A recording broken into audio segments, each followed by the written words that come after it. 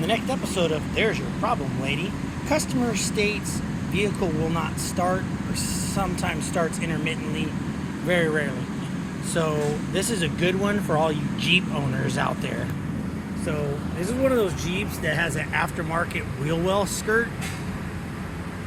So found the problem is the screw that goes in here to hold the skirt up actually damaged the harness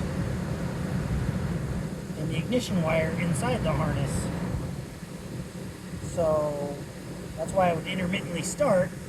So we went ahead and repaired said wire. Now we're good.